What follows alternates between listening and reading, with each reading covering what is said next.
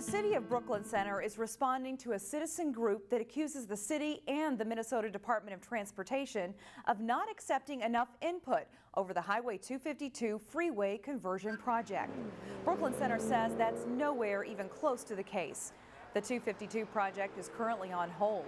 An informal survey of nearly 200 residents who live along 252 showed more than half were not in favor of making 252 into a freeway. However, most still want improvements because 252 has some of the most dangerous intersections in Minnesota. The proposed freeway runs from Highway 610 in Brooklyn Park to I-94, 694 in Brooklyn Center. There would be 3 interchange locations, including 85th Avenue, Brookdale Drive, and 66th Avenue. The city says it has met twice in recent weeks with MnDOT to discuss the best way to gather citizen input. The council and MnDOT say they have made it, quote, abundantly clear that broad, diverse community input and engagement will be paramount to making the best decision. October is Breast Cancer Awareness Month. For a Plymouth charity, it's a particularly emotional time. Sonia Goins explains.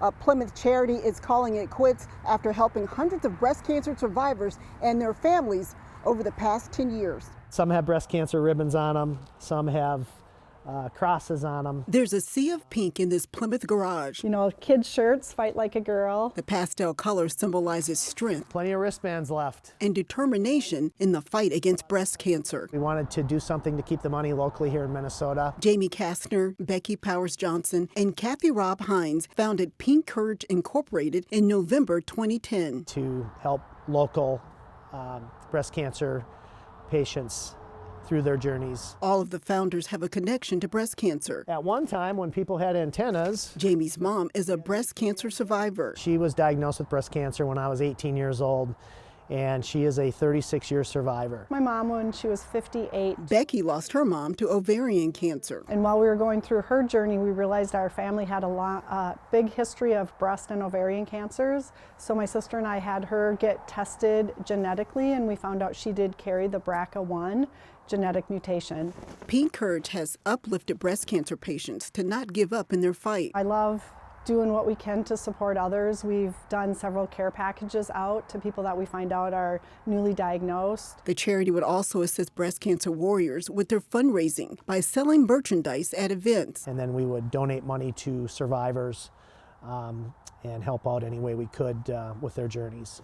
October 11th, Pink Courage is closing for good. Once it became a little bit more of a liability for us to have the nonprofit, that's why we changed our minds to make the difficult decision to let it go. They're selling all merchandise at 90 to 95% off. So we're selling our lanterns that we used at a couple of events. And while Pink Courage is ending, their mission will continue to live on through the patients they've helped. So it's been a really fun journey. I feel like we've raised a ton of awareness around the topic. We'll see some Pink Courage shirts floating around out there, and a lot of pride in what we did. In Plymouth, Sonia Goins, CCX News.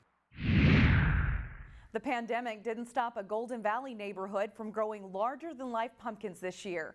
Photojournalist Dustin Scholl brings us the giant-sized experience. What's the name of this one?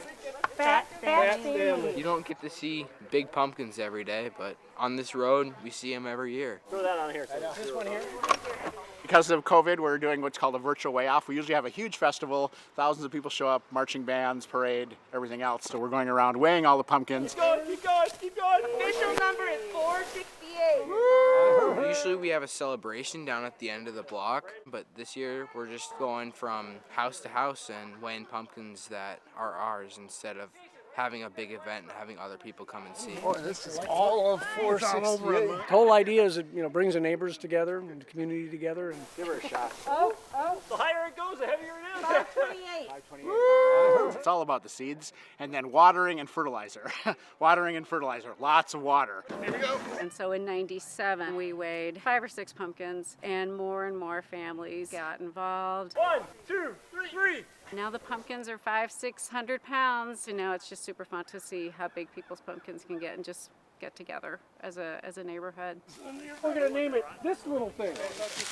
People go to a lot of work to grow these pumpkins, and people like just getting together. There's something to talk about, something to joke about year after year. Are you recording? You never know how much it's gonna weigh. 307!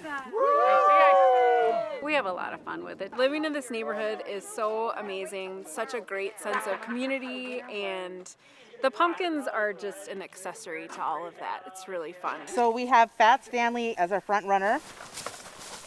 We have the Hop here at $4.94. Corona DeVille is in the middle at $4.68. 183. Joe. The longtime people in the neighborhood really have a fun competition going with each other. You lost a pound. Some dirt fell off. 184.